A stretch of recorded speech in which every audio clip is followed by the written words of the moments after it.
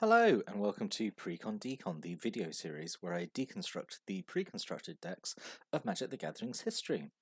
In this video we're going to be looking at Urza's Legacy and the first deck from that set, which is Crusher. This is a green-white deck, and well, let's just dive straight into it, I think. So we have a deck list here. We have 19 creatures, 8 instants, 2 sorceries, 6 enchantments, 25 land. A lot of creatures, so this is pretty standard.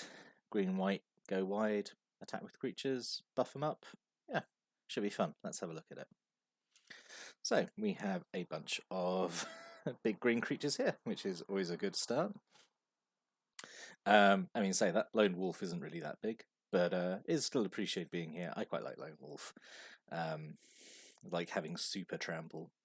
Interesting. I think there was a kind of like a vertical cycle of these, creatures these that had like super trample. I think it was this Pride of Lions, was that in Urza's? And then Thorn Elemental, which was the big 7/7. It had this ability that it deals damage even if it's blocked. It's full damage, not trample damage. Anyway, talking a lot about Lone Wolf. Argothian Swine is just, I think, a 3/3 with trample. Like a Clever Boy, I've covered up its power and toughness, but from those, from that casting cost, I'm going to assume a 3/3. Gang of Elk, 6 mana for a big old 5/4, and whenever a creature blocks it, it gets +2/+2 end of turn, so that's like a nice thing to put trample on. Simian Grunts, 3 of these. So Simian Grunts, this is like a kind of a star card from back in my school days when we were playing Urza's block. I don't think anyone played it as as with Flash though. I think we still just cast it as normal because I don't know, maybe we didn't really understand it as well. But yeah, 3 mana for a 3/4 with Flash and Echo. So we covered Echo in the last set, just because there was a deck with that as a kind of a theme. Echo just means the turn after you've played it, you have to pay a cost or it gets sacrificed. So in Urza's block, where the mechanic was introduced, Echo costs are always the same as their casting costs. But then in later sets, like mostly like Time Spiral and the Modern Horizon sets, there are cards with Echo, but they play around with it. And yeah, the Echo cost might be more, it might be less, it might be something like sacrifice lands or some sort of alternate cost. So interesting kind of exploration of the mechanic. But yeah, 3/4 for 3 with Flash, really nice like surprise blocker, like pretty chunky thing to suddenly throw in front of someone.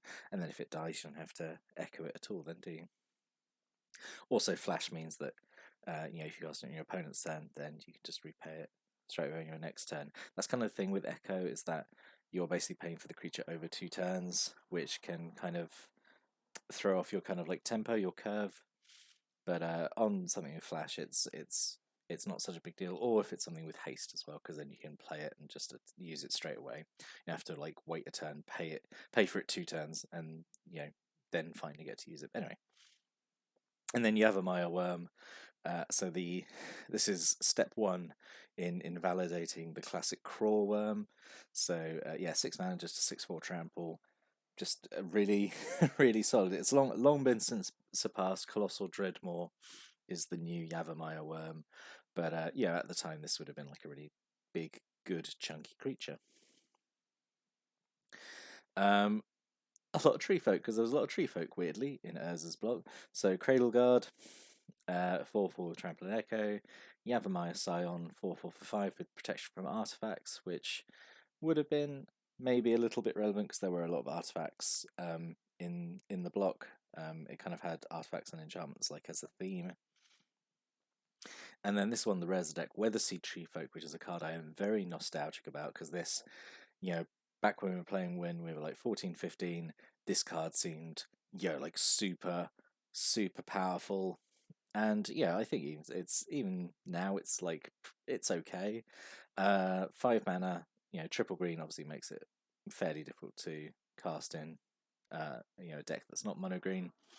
But 5 mana for a 5/3 trample, that's a pretty good rate. And when it dies, it just goes back to your hand. Pretty good, I think. Not much to say other than I just think Weatherseed Tree Folk, just really fun card, really nostalgic about Weatherseed Treefolk. And it got a little kind of homage in Time Spiral. There, they did the Weatherseed Totem, which was like a mana rock that you could spend mana, and it would turn into Weatherseed Treefolk. It turned into a 5/3 trampler. Yeah, but whatever. Yeah, pretty good creature. Really like Weatherseed Treefolk. And then just kind of like some little utility creatures here. Elvish Herder, just a 1/1. Spend a green to give a creature trample till end of turn. That's pretty good. Not too much synergy for it in this deck because a lot of the big creatures already have trample, like Yavimaya Worm or Weatherseed Treefolk or Cradle Guard.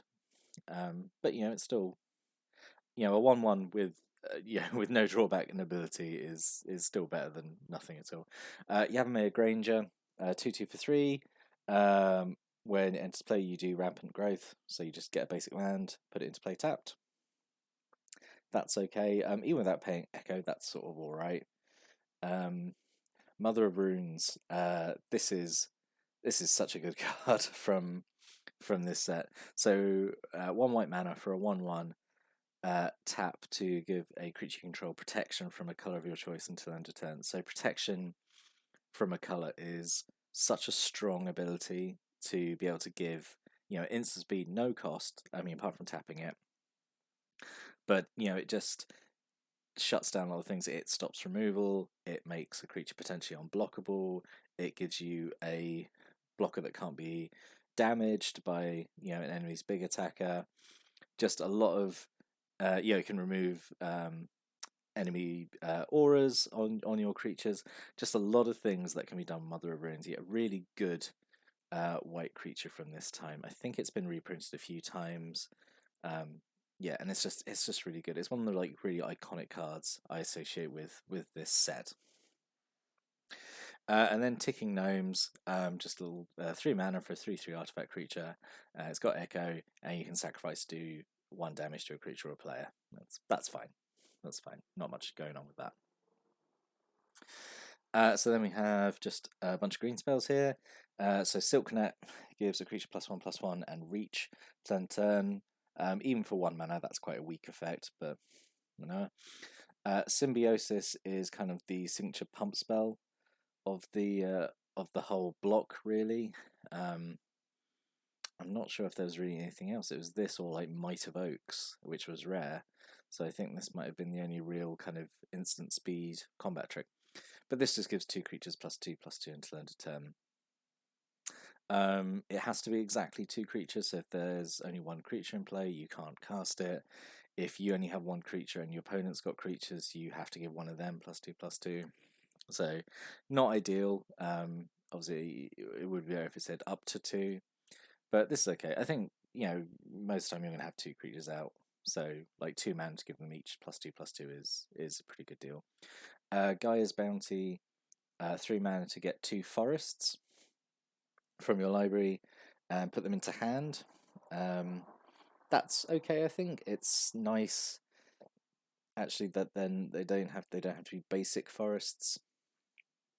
They can be any forest, so there is potential, I'm not saying, I don't know, I have no idea if this card was used in kind of vintage play or anything to get dual lands or anything, but that's a potential interaction with it. And then Wing Snare, 3 mana sorcery, just destroy a creature with flying, kind of expensive. Obviously very conditional. This would have really benefited from having cycling. Just so if there's nothing around, you can cycle it, get a new card. But for the time, it's alright, I suppose. And then a bunch of white spells. So Disenchant, just very solid. Always welcome to see Disenchant. Erase, to exile an enchantment, which is alright. It's fine. Actually, would have been saying that it would actually been pretty relevant, just because in this block there's quite a few enchantments that, like, if they're destroyed, they go back to the owner's hand. So there's I think 2 or 3 cycles of auras that do that. So being able to exile them would have actually that would have been sort of enough to matter, I think, just so they couldn't be replayed all the time. Humble, I think Humble shows up in every white Precon deck in this block, but it's basically a soft removal spell. You make something super weak and then block it and it dies. And then Radiant's Judgment. So white usually gets a spell like this, where it destroys a creature with like a certain power. Yeah, and this is fine having this in just one of these. And again, it's got cycling because it's quite a conditional card to have. And then some green enchantments. These are some good green enchantments from the time. A lot of nostalgia looking at these three cards because these were like the cornerstone of a lot of decks I used to build back in the day. So Defense of the Heart. I'm really sad. I'm not sure if this has ever been reprinted, which makes me really sad because I think it's a really good, powerful, fun green enchantment.